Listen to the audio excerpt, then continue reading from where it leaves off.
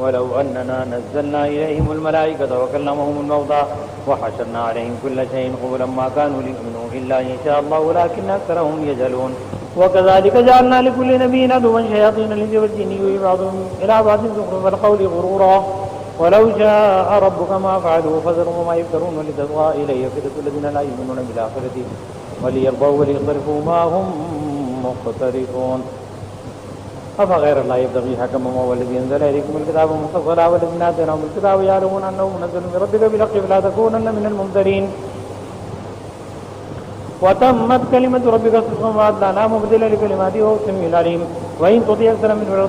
من في الأرض يضلوك عن سبيل الله إن يتبعون إلا الظن وإنهم لا يخرجون إن ربك هو أعلم من يضل عن سبيله وهو أعلم بالمهتدين فكلوا مما ذكر اسم الله عليه إن كنتم بآياته مؤمنين وما لكم ألا تأكلوا مما ذكر اسم الله عليه وقد فصل لكم ما حرم عليكم إلا ما اضطررتم إليه وإن كثيرا ليضلون بأهوائهم بغير علم إن ربك هو أعلم بالمعتدين وذروا ظاهر الإثم وباطنه إن الذين يكتبون الإثم سيجزون بما كانوا يقترفون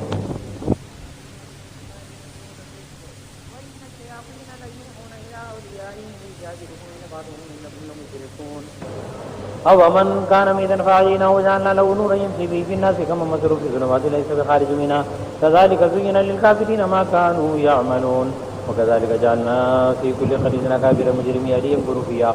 وما يمكرون إلا بأنفسهم وما يشعرون وإذا جاءتهم آية قالوا لن نؤمن حتى نؤتى مثل ما أوتي رسول الله الله أعلم حيث يجعل رسالة سيصيب الذين أجرموا صغار عند الله وعذاب شديد بما كانوا ينكرون فمن يريد الله أن يهديه يشرح صدره للإسلام ومن يريد أن يضله يجعل صدره ضيقا حرجا كأنما يصعد في السماء كذلك يجعل الله رسلا الذين لا يؤمنون وهذا صراط ربك مستقيما قد فصلنا الآيات لقوم يذكرون لهم دار السلام عند ربهم وهو وليهم بما كانوا يعملون ويوم يحشرهم جميعا يا معشر الجن قد استكثرتم من الإنس وقال أولياؤهم من الإنس ربنا استمتع بعضنا ببعض وبلغنا أجلنا الذي أجلت لنا قال النار مسواكم خالدين فيها إلا ما شاء الله إن ربك حكيم عليم وكذلك نولي بعض الظالمين بعضا بما كانوا يكسبون يا معشر الجن والإنس ألم يأتكم رسل منكم يقصون عليكم آياتي وينذرونكم لقاء يومكم هذا قالوا شهدنا على أنفسنا وغرتهم الآيات الدنيا وشهدوا على أنفسهم أنهم كانوا كافرين ذلك أن لم يكن ربك مهلك القرى بظلم وأهلها غافلون ولكل درجات مما عملوا وما ربك بغافل عما يعملون وربك الغني ذو الرحمة إن يشاء يذهبكم ويستخلف من بعدكم ما يشاء كما أنشأكم من ذرية قوم آخرين إنما توعدون لآت وما أنتم بمعجزين قل يا قوم اعملوا ولا مكانتكم إني عامل فسوف تعلمون من تكون له عاقبة الدار إنه لا يفلح الظالمون وجعلوا لله مما ذرأ من الأنعام ولنا من نصيب وقالوا هذا لله بزعمهم وهذا لشركائنا فما كان لشركائهم فلا يصل إلى الله وما كان لله فهو يصل إلى شركائهم ساء ما يحكمون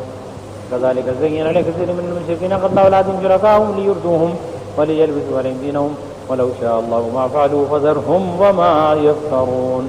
وقالوا هذه أنعام وحرث نجعل الله طمعا لا من نشاء بزعمهم وأنعام لمزورها وأنعام لا يذكرون اسم الله عليهم افتراء عليه سيجزيهم بما كانوا يفترون وقالوا ما في بطون هذه الأنعام خالصة لذكورنا ومحرم على أزواجنا إن يكن يتصنفهم في شركاء سيجزيهم وصفهم إنه حكيم عليم قد خسر الذين قتلوا أولادهم سفها بغير علم وحرموا ما رزقهم الله افتراء على الله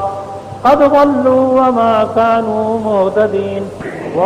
وهو الذي أنشأ جنات معروشات وغير معروشات والنخل والزرع مختلفا وكلوا والزيتون والرمان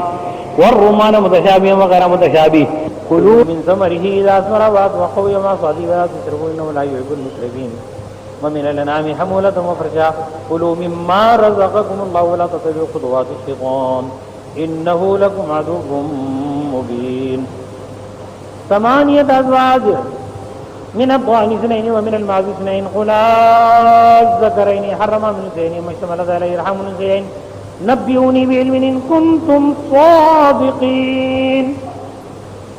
ومن الإبل 2 ومن البقر 2 قل الذكرين حرم من الأنثيين ما اشتملت عليه أرحام الأنثيين أم كنتم شهداء إذ وصاكم الله بهذا ومن أظلم ممن افترى على الله كذبا ليضل الناس بغير علم إن الله لا يهدي القوم الظالمين قل لا أجد فيما أوحي إلي حرما على طاعم يطعمه إلا أن يكون ميتة أو دما مسفوحا أو لحم خنزير فإنه رجس أو فسقا وإلا لغير الله به فمن اضطر غير باق ولا عاد فإن ربك غفور رحيم. وعلى الذين هادوا حرمنا كل ذي ظفر ومن البقر والغنم حرمنا عليهم شحومهما إلا ما حملت ظهورهما أو الهوايا أو ما اختلط بعظم ذلك جزيناهم ببغيهم وإنا لصادقون. فإن كذبوك فقل ربكم ذو رحمة واسعة ولا يرد بأسه عن القوم المجرمين سيقول الذين أشركوا لو شاء الله ما أشركنا ولا آباؤنا ولا حرمنا من شيء كذلك كذب الذين من قبلهم حتى ذاقوا بأسنا قل هل عندكم من علم فتخرجوا لنا إن تتبعون إلا الظن وإن أنتم لا تخرجون قل فلله الحجة البالغة ولو شاء لهداكم أجمعين. قل هلم شهداءكم الذين يشهدون أن الله حرم هذا فإن شهدوا فلا تشهد معهم ولا تتبع هواء الذين كذبوا بآياتنا والذين لا يؤمنون بالآخرة وهم بربهم يعدلون. قل تعالوا واتلوا ما حرم ربكم عليكم ألا تشركوا به شيئا وبالوالدين إحسانا ولا تقتلوا أولادكم من إملاق نحن نرزقكم وإياهم ولا تقربوا الفواحش ما ظهر منها وما بطن ولا تقتلوا النفس التي حرم الله إلا بالحق ذلكم وصاكم به لعلكم تعقلون. ولا تقربوا مال اليتيم إلا بالذي أحسن حتى يبلغ أشده وأوفوا الكيل والميزان بالقسط لا نكلف نفسا إلا وسعها وإذا قلتم فاعدلوا ولو كان ذا قربى وبعهد الله يوفوا ذلكم وصاكم به لعلكم تذكرون. وأن هذا صراطي مستقيما فلا تتبعوه ولا تتبعوا السبل فتفرق بكم عن سبيله ذلكم وصاكم به لعلكم تتقون. ثم آتينا موسى الكتاب تماما على الذي أحسن وتفسيرا لكل شيء وهدى ورحمة لعلهم بلقاء ربهم يؤمنون. وهذا كتاب أنزلناه مبارك فاتبعوه واتقوا لعلكم ترحمون أن تقولوا إنما أنزل الكتاب على طائفتين من قبلنا وإن كنا عن دراستهم لغافلين وتقولوا لو أن أنزل علينا الكتاب لكنا أهدى منهم فقد جاءكم بينة من ربكم وهدى ورحمة فمن أظلم ممن كذب بآيات الله وصدف عنها سنجزي الذين يصدفون عن آياتنا سوء العذاب بما كانوا يصدفون. هل ينظرون إلا أن تأتيهم الملائكة أو يأتي ربك أو يأتي بعض آيات ربك يوم يأتي بعض آيات ربك لا ينفع نفسا إيمانها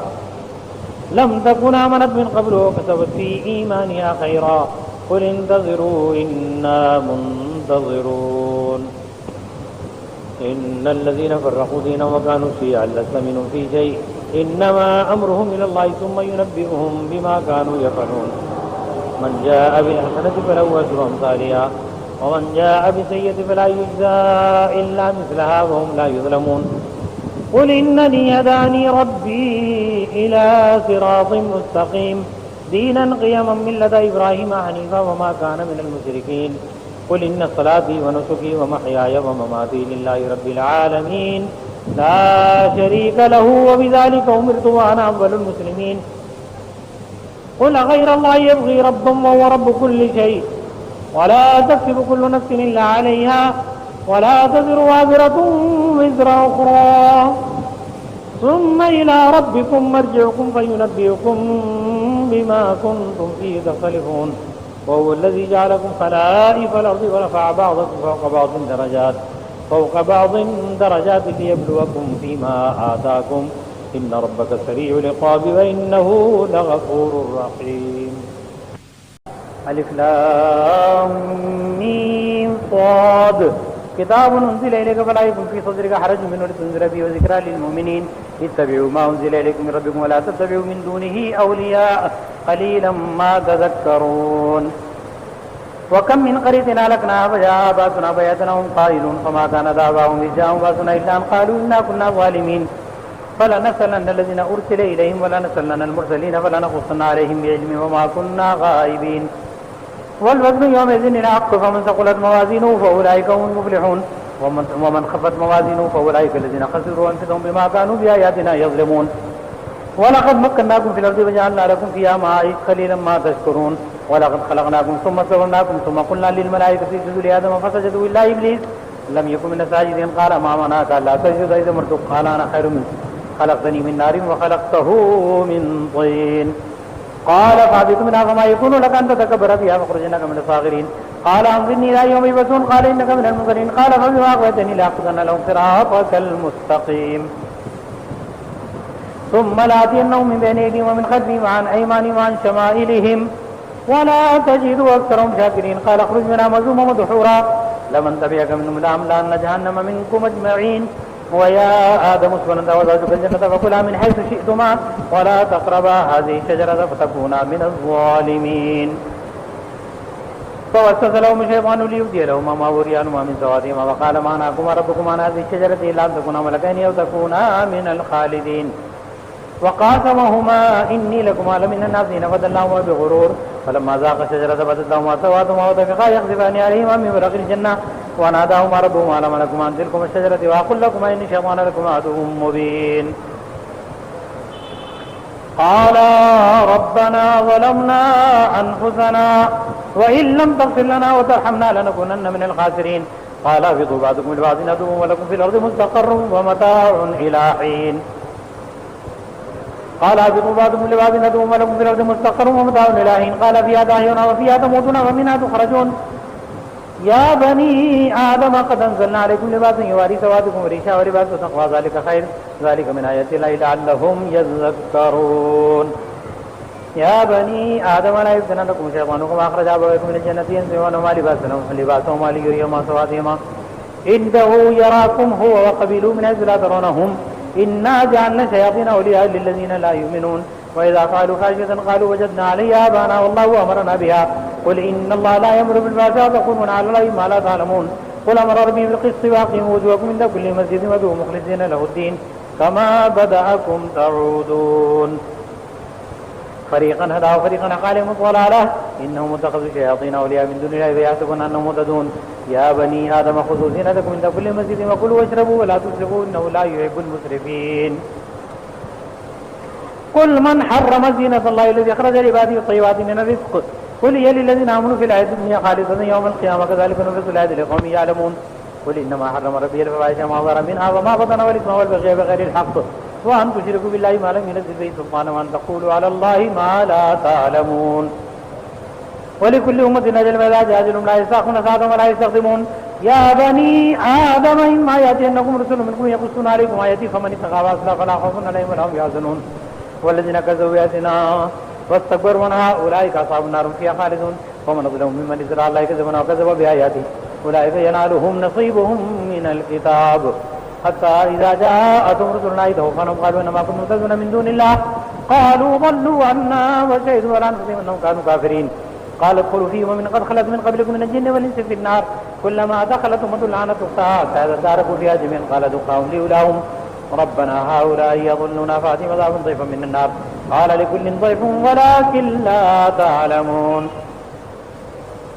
وقالت أولاهم لأخراهم وما كان لكم علينا من فضل فذوقوا العذاب بما كنتم تكسبون الله إن الذين كذبوا بآياتنا واستكبروا عنها لا تفتح لهم أبواب السماء ولا يدخلون الجنة حتى يلج الجمل في سم الخياط وكذلك نجزي المجرمين لهم من جهنم مهاد ومن فوقهم غواش وكذلك نجزي الظالمين والذين آمنوا وعملوا الصالحات لا نكلف نفسا إلا وسعها أولئك أصحاب الجنة هم فيها خالدون ونزعنا ما في صدور من غل تجري من تحتهم الأنهار وقالوا الحمد لله الذي هدانا لهذا وما كنا لنهتدي لولا أن هدانا الله لقد جاءت رسل ربنا بالحق ونودوا أن تلكم الجنة ورثتموها بما كنتم تعملون ونادى أصحاب الجنة أصحاب النار قد وجدنا ما وعدنا ربنا قد وجدتم ما وعد ربكم حقا قالوا نعم فأذن وزن بينهم اللعنة الله على الظالمين الذين يصدون عن سبيل الله ويبغون عوجا وهم بالآخرة كافرون وبينهما حجاب وعلى الأعراف رجال يعرفون كلهم بسيماهم ونادوا أصحاب الجنة سلام عليكم لم يدخلوها وهم يطمعون وإذا صرفت أبصارهم تلقاء أصحاب النار قالوا ربنا لا تجعلنا مع القوم الظالمين ونادى أصحاب الأعراف رجالا يعرفونهم بسيماهم قالوا ما أغنى عنكم جمعكم وما كنتم تستكبرون هؤلاء الذين أقسمتم لا ينالهم الله برحمة ادخلوا الجنة لا خوف عليكم ولا أنتم تحزنون ونادى أصحاب النار أصحاب الجنة أن أفيضوا علينا من الماء أو مما رزقكم الله قالوا إن الله حرمهم على الكافرين الذين اتخذوا دينهم لهوا ولعبا وغرتهم الحياة الدنيا فاليوم ننساهم كما نسوا لقاء يومهم هذا وما كانوا بآياتنا يجحدون ولقد جاءناهم بكتاب فصلنا ولا علم لهم ورحمة الله لقوم يؤمنون هل ينظرون إلا تأويله يوم يأتي تأويله يقول الذين نسوا من قبل قد جاءت رسل ربنا بالحق فهل لنا من شفعاء فيشفعوا لنا ونرد فنعمل غير الذي كنا نعمل قد خسروا أنفسهم وضل عنهم ما كانوا يفترون إن ربكم الله الذي خلق السماوات والأرض في 6 أيام ثم استوى على العرش يغشي الليل النهار يطلبه حسيثا والشمس والقمر والنجوم مسخرات بأمره ألا له الخلق والأمر تبارك الله رب العالمين ادعوا ربكم تضرعا وخفيا إنه لا يحب المعتدين ولا تفسدوا في الأرض بعد إصلاحها وادعوا خوفا وطمعا إن رحمة الله قريب من المحسنين وهو الذي يرسل الرياح بشرا بين يدي رحمته حتى إذا أقلت سحابا ثقالا سقناه لبلد ميت فأنزلنا به الماء فأخرجنا به من كل الثمرات كذلك نخرج الموتى لعلكم تذكرون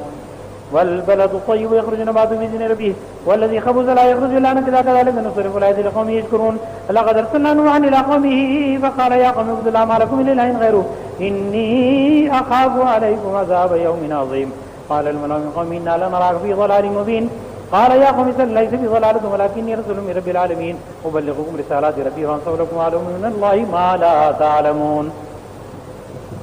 أواعجبتم أن جاءكم ذكر من ربكم ولا رجل منكم لينذركم ولتتقوا ولعلكم ترحمون فكذبوا فأنجيناه والذين معه في الفلك وأغرقنا الذين كذبوا بآياتنا إنهم كانوا قوما عمين وإلى عاد قوم هود قال يا قوم اعبدوا الله ما لكم من إله غيره فلا تتقون قال الملأ الذين كفروا من قومه إنا لنراك في سفاهة وإنا لنظنك من الكاذبين قال يا قوم ليس بي سفاهة ولكني رسول من رب العالمين أبلغكم رسالات ربي وأنا لكم ناصح أمين أو عجبتم أن جاءكم ذكر من ربكم ولا رجل منكم لينذركم واذكروا جعلكم خلفاء من بعد قوم نوح وزادكم في الخلق بسطا فاذكروا على الله لعلكم تفلحون قالوا وجئتنا لنعبد الله وحده ونذر ما كان يعبد آباؤنا فأتنا بما تعدنا إن كنت من الصادقين قال قد وقع عليكم من ربكم رجس وغضب أتجادلونني في أسماء سميتم وأنتم وآباؤكم ما نزل الله بها من سلطان فانتظروا إني معكم من المنتظرين فأنجيناه والذين معه برحمة منا وقطعنا دابر الذين كذبوا بآياتنا وما كانوا مؤمنين وإلى ثمود أخاهم صالحا قال يا قوم اعبدوا الله ما لكم من إله غيره قد جاءتكم بينة من ربكم هذه ناقة الله لكم آية فذروها تأكل في أرض الله ولا تمسوها بسوء فيأخذكم عذاب أليم واذكروا إذ جعلكم خلفاء من بعد آدم وبوأكم في الأرض تتخذون من سورها قصورا وتنحتون الجبال بيوتا فاذكروا على الله ولا تعثوا في الأرض مفسدين قال الملأ الذين استكبروا من قومه للذين كذبوا لمن آمن منهم وتعلمون أن صالحا مرسل من ربه قالوا إنا بما أرسل به مؤمنون قال الذين استكبروا إنا بالذي آمنت به كافرون فعقروا الناقة وأتوا أمر ربهم وقالوا يا صالح ائتنا بما تعدنا إن كنت من المرسلين فأخذتهم رجفته فعذبوا بدار جاثمين فتولى عنهم وقال يا قوم لقد أبلغتكم رسالة ربي ونصحت لكم ولكن لا تحبون الناصحين ولوطا إذ قال لقومه أتأتون الفاحشة ما سبقكم بها من أحد من العالمين إنكم لتأتون رجالا وتقطعون السبيل إنكم لتأتون رجالا شهوة من دون النساء بل أنتم قوم مسرفون وما كان جواب قوم إلا أن قالوا أخرجوهم من قريتكم إنهم أناس يتطهرون فأنجيناه وآله إنهم كانت من الغابرين وأمطرنا عليهم مطرا فانظر كيف كان عاقبة المجرمين وإلى مدينة قوم شعيب قال يا قوم اعبدوا الله ما لكم من إله غيره قد جاءتكم بينة من ربكم فأوفوا الكيل والميزان ولا تبخسوا الناس أشياءهم ولا تفسدوا في الأرض بعد إصلاحها ذلكم خير لكم إن كنتم مؤمنين ولا تقعدوا بكل صراط تعيدون وتصدون عن سبيل الله من آمن به وتبغون عوجا واذكروا إذ كنتم قليلا فكثركم وانظروا كيف كان عاقبة المفسدين وإن كان طائفة منكم آمنوا بالذي أرسلت به وطائفة لم يؤمنوا فاصبروا حتى يحكم الله بيننا وهو خير الحاكمين